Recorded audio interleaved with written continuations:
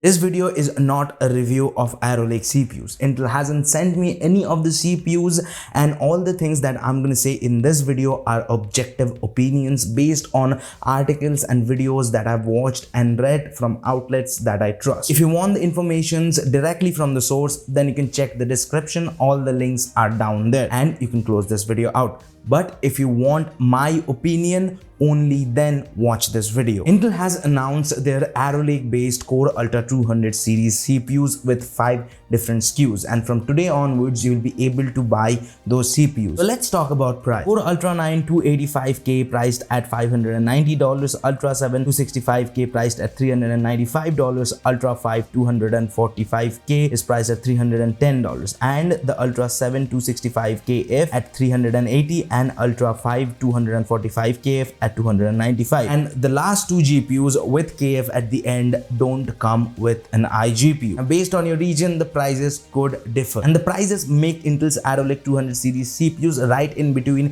AMD's 9000 series CPUs and Intel's own 14 Gen series CPU. And according to Intel, this is a reset architecture for them. They are targeting power efficiency, not industry leading performance. One big change that comes with these CPUs that Intel has dropped multi-threading support for these 200 series CPUs. Now, do we need multi-threading in modern day games and computing? That's a different topic for another day. But because of this, in some scenarios, these CPUs are in slight disadvantage because of Windows scheduler, which should be fixed relatively soon. Also, these CPUs will completely switch to DDR5 platform, no more dual memory platform support like their previous generation. Intel also worked on better overclocking headroom, and these CPUs are on a completely new platform, LGA 1851, and currently only the Z90 motherboards are available from 800 series chipset family. Intel has gone with a tile-based design with this architecture,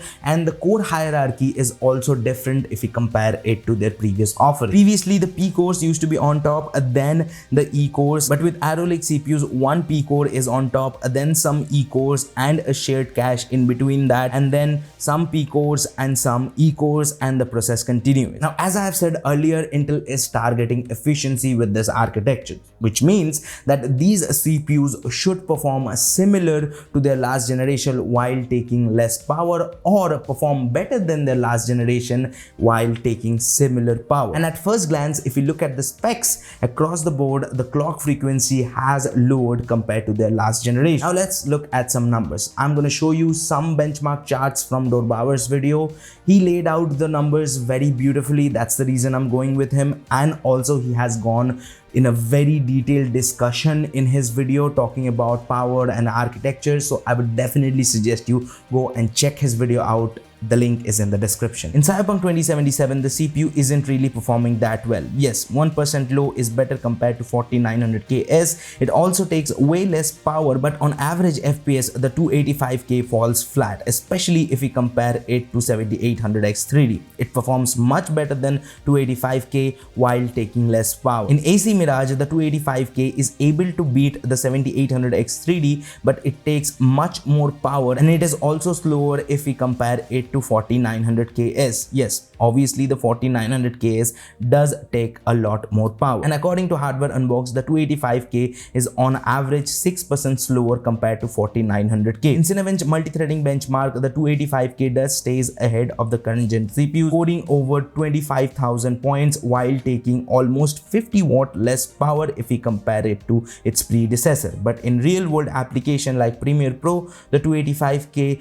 cannot lead the pack but stays very close to 4900K and AMD's 9950X. And the story stays very similar if we look at the rest of the SKUs. So the question is Arrow Lake efficient compared to their previous generation?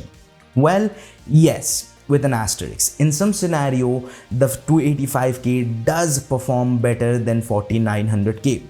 Not by a huge margin, but it does. And in every single situation, it takes way less power compared to 4900K. But if we compare it with Zen 5, then the story is different. Yes, we all were very disappointed with Zen 5's 5 to 10% marginal improvement over Zen 4.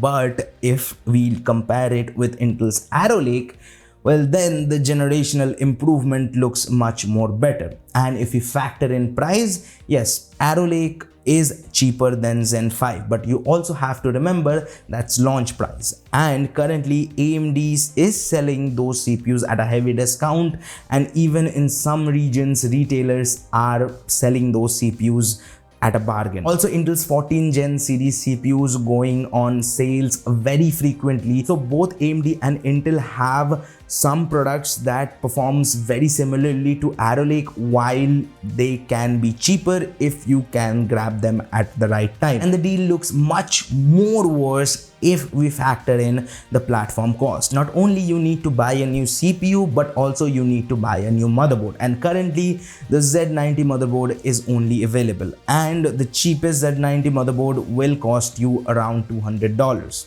And supposedly, if you're buying a new motherboard and a new CPU, you would most probably need to buy a new RAM kit, because the CPU does have a preference when it comes to memory speed. So if you are on DDR4 or even DDR5, to get the most performance out of it, you might need to buy a new RAM kit. That's also add in the cost. And AMD's 9000 X3D CPUs being right around the corner doesn't really sweetens the deal for Arrow Lake any at all. It's almost like AMD's Zen 1, but with higher cost. So I wouldn't suggest anybody to upgrade to or buy these CPUs. I would suggest that wait. Yes, these CPUs doesn't come with that much improvement over 14 generation, but they do have a lot of promise. So I would definitely want to see Intel improving over this and launching their Intel Core Ultra 300 series CPUs, which might be much more performant and also much more power efficient. But until then, you can subscribe to the channel right here, and if you want to watch more videos, you can do it by here. And if you like the video, hit the like button. If you haven't, feel free to dislike, and let me know in the comment section that what do you guys think about these CPUs, or do you agree with my opinions or not. Until then, this is Akash, and I'll see you guys in the next one. Peace.